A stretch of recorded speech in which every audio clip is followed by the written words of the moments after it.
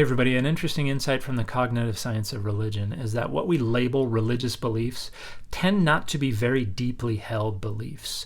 They don't tend to influence our intuitive or our subconscious perception of and thinking about ourselves and the world around us. They tend to sit closer to the surface. Cognitive scientists would call them credences, or things that we accept because accepting them is important to us.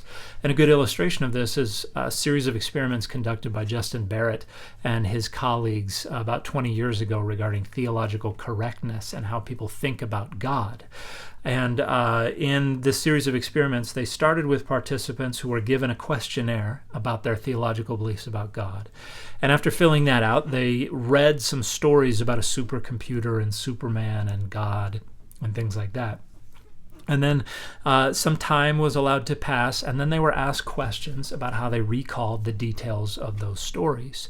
And the majority of participants recalled those details in ways that showed they thought about God as more like a human being, as an anthropomorphic corporeal entity that was limited in time and space and did not have all knowledge.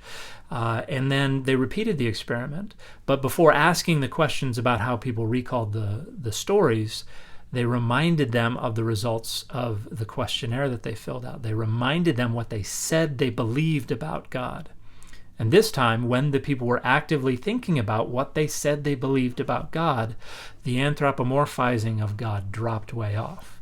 In other words, when people were not actively thinking about theologically correct beliefs, they reverted to what is intuitively natural, which is to think about God as anthropomorphic, corporeal, limited in time and space, and so on. It wasn't until they were actively thinking about what was theologically correct that those religious beliefs influenced how they thought about God.